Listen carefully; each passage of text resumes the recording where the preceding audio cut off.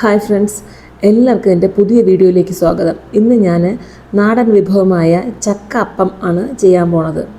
അപ്പോൾ അതിനായിട്ട് ഞാനിവിടെ ഒരു അര ഭാഗം ചക്ക എടുത്തിട്ടുണ്ട്. ഭയങ്കര പ്രയാസം.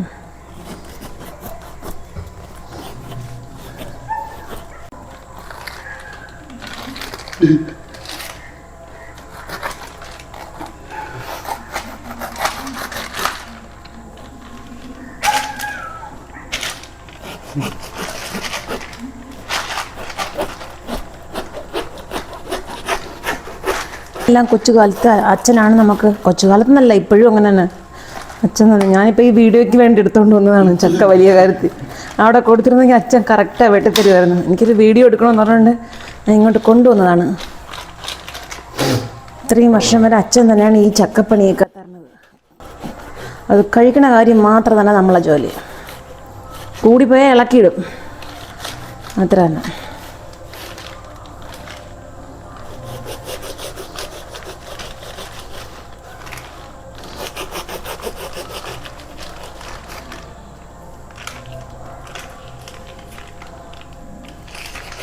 ഇനി ഇതെല്ലാം വെട്ടിയിട്ട് കാണിച്ചു തരാം.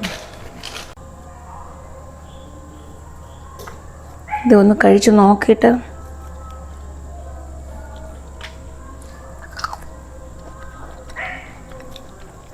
നല്ല ടേസ്റ്റും. കഴിച്ചുകൊണ്ടേയിരിക്കാം. ഞാൻ പിള്ളേർക്ക് ചക്ക അപ്പം ചെയ്ത് കൊടുക്കാമെന്ന് പറഞ്ഞാണ് വന്നത് കേട്ടോ. അപ്പോൾ ഇനി എന്തായാലും ചക്ക ഇതൊക്കെ ഇളക്കിയെടുക്കാം. ഇനി കഴിച്ചുകൊണ്ടിരുന്ന ആ കാര്യം നടക്കില്ല.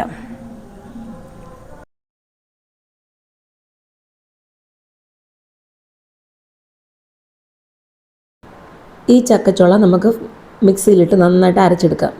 എനിക്കിവിടെ 2 പ്രാവശ്യമായിട്ട് അരയ്ക്കേണ്ടി വരും, അത്രയേ ഉള്ളൂ.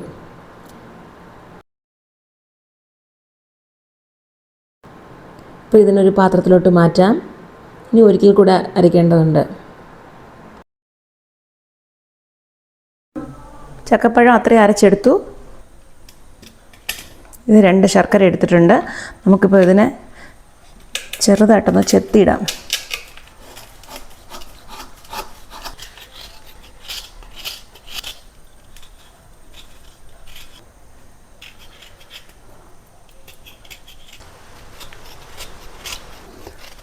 ഞാനിപ്പോൾ ഈ 2 ശർക്കരയിൽ ഇത് ഇത്രയും ഭാഗം എടുക്കണില്ല, കാരണം എനിക്ക് മതിയാവും. ഇത്രയും മതി. ഇത് ഇത്രയും തേങ്ങയുടെ കൂടെ വരവാം. ഇത് മാവിൻ്റെ കൂടെ ഇടാം, കാരണം ചക്കപ്പഴം കുറച്ചേ ഉള്ളൂ. നമ്മളൊക്കെ തിന്ന് ചക്കപ്പഴം അത്ര ഇല്ല, കൂടുതൽ നമ്മൾ കഴിച്ചു. തേങ്ങ മിക്സ് ചെയ്യാം. ഒരു 3 സ്കൂപ്പ് തേങ്ങ ഇത്രയും മതിയാവും.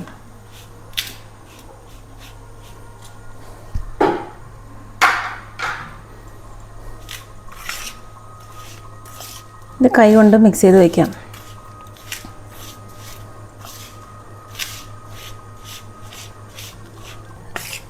ഇലയപ്പത്തിൻ്റെ ഉള്ളിൽ വയ്ക്കാനുള്ള സ്റ്റഫ് റെഡിയായി. ഇതിപ്പം 3 മണിക്കൂറിന് മുമ്പേ കുതിർത്ത് നല്ല നീറ്റായിട്ട് കഴുകി വെള്ളം വാർത്ത് വെച്ചിരിക്കുന്ന പുഴുങ്ങലരിയാണ്. ചക്ക അപ്പത്തിന് പുഴുങ്ങലരിയാണ് പച്ചരിയേക്കാളും ടേസ്റ്റ് കൂട്ടുന്നത്. 200 ml 3 ഗ്ലാസ് അരിയാണ് ഞാനിവിടെ കുതിർക്കാൻ വെച്ചിട്ടുള്ളത് കേട്ടോ.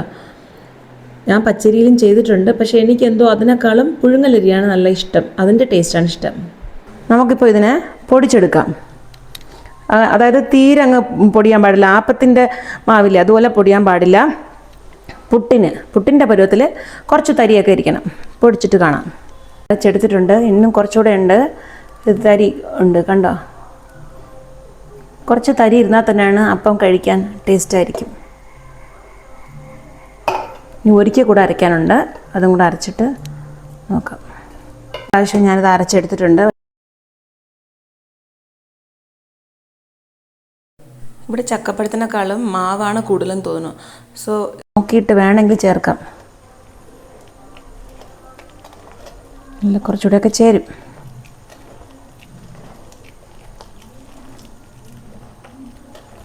കറക്റ്റായിട്ടുണ്ട്. 3 കപ്പ് അരി കറക്റ്റായിട്ട് ചേരും.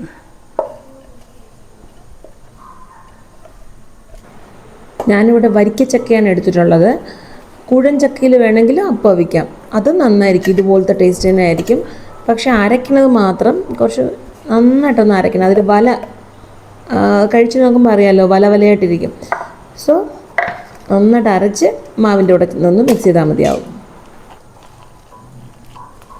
മധുരം അങ്ങനെ കുറവാണെന്ന് തോന്നുകയാണെങ്കിൽ ഇതിലല്പം ശർക്കര ചേർക്കാം ഈ മാവിൻ്റെ കൂടെ തന്നെ.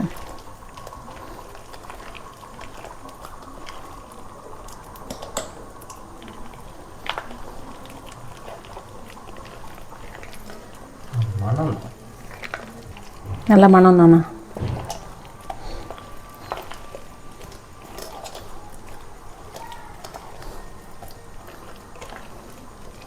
വളരെ എളുപ്പമാണ്. ചക്ക അതിൽ നിന്ന് ഇങ്ങനെ പറിച്ചെടുക്കണ മാത്രം, ഇങ്ങനെ ഓരോ ചുളയായിട്ട് ഇങ്ങനെ എടുക്കണ മാത്രമാണ് കുറച്ച് ഒരു പ്രയാസമുള്ള ജോലി.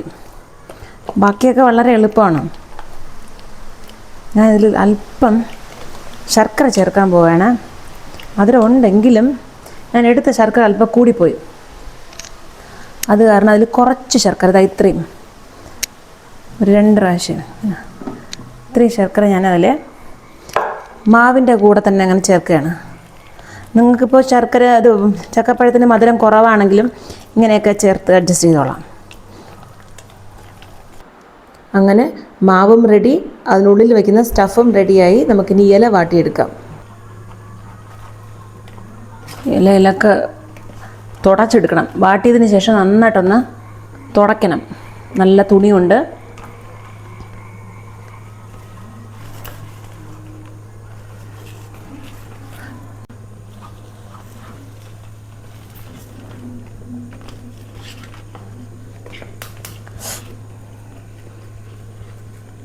ഇങ്ങനെ ഇല ചൂടാക്കണതൊക്കെ നോക്കി സൂക്ഷിച്ച് ചെയ്യണേ. ആദ്യമായിട്ട് ചെയ്യുന്നവരൊക്കെ ആണെങ്കിൽ നോക്കി ചെയ്യണം, കൈ പൊള്ളാതെ.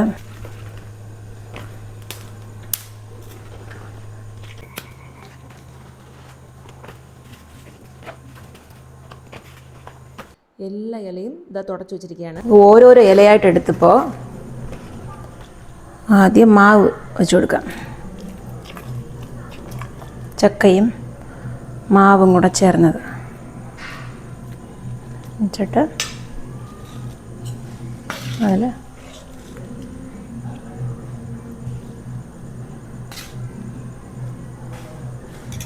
ഇതിങ്ങനെ മടക്കണം.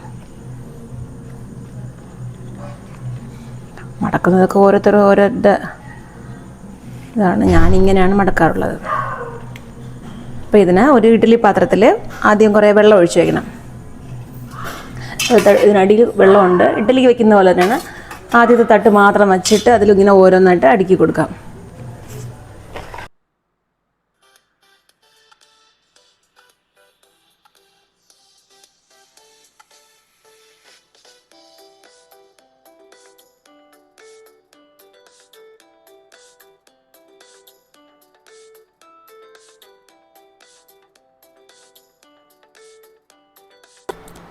ഇപ്പോൾ ചക്കയുടെയൊക്കെ സീസണാണ്. സോ എല്ലാവരും ഇതുപോലെയൊക്കെ ഒന്ന് ട്രൈ ചെയ്ത് നോക്കി. മെനക്കേടൊന്നും വിചാരിക്കാതെ പിള്ളേർക്കൊക്കെ ഒന്ന് ചെയ്തു കൊടുക്കണം. പിന്നെ ചക്കയ്ക്ക് സീസൺ, നമ്മുടെ നാടൻ ചക്കയ്ക്ക് മാത്രമേ സീസണുള്ളൂ. നിറയെ വെറൈറ്റി ചക്കകളുണ്ടല്ലോ.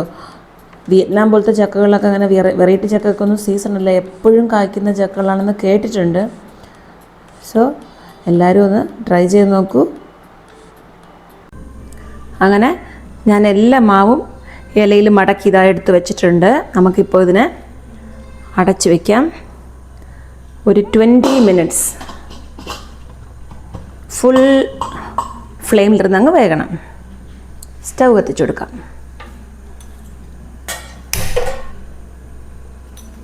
ഇപ്പോൾ ഒരു 20 മിനിറ്റ്സ് കഴിയട്ടെ. നല്ല മണം വരും.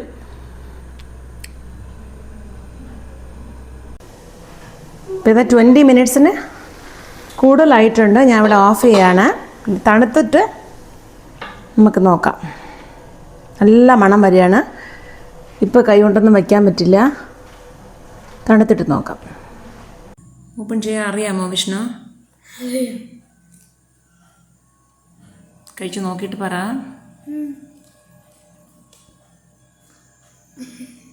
ചൂടില്ലല്ലോ? രണ്ട് കൈ ഇടത് കൈ തൊടണ്ട, ഇടത് കൈ തൊടല്ലേ, ലെഫ്റ്റ്. കട്ട് ചെയ്ത് തരട്ടാ? നല്ലതല്ലേ? ഇങ്ങനെ കട്ട് ചെയ്ത് തരാം. തണുത്തിട്ടുണ്ട്.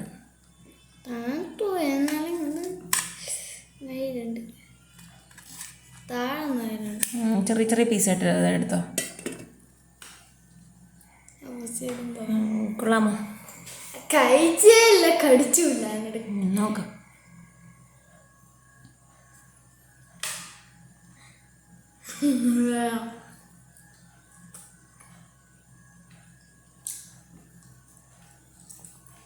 സൂപ്പർ.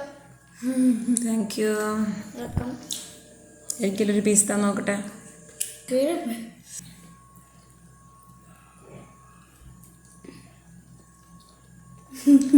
കൊള്ളാല്ലേ? എനിക്ക് അതിൻ്റെ ടേസ്റ്റ് ഒന്നും പൈനാപ്പിൾ പോലെയൊന്നും കഴിക്കാം. പൈനാപ്പിളോ? ഇതിന് ജാക്ക് ഫ്രൂട്ട്. ജാക്ക് ഫ്രൂട്ട് തന്നെ, അതും എനിക്കറിയാം. കൊള്ളാം, നന്നായിട്ടുണ്ട്. ഒരു പൈനാപ്പിൾ ഒരു ടേസ്റ്റ്. അപ്പോൾ എല്ലാവരും ഇതുപോലെ ഒന്ന് ട്രൈ ചെയ്ത് നോക്കൂ.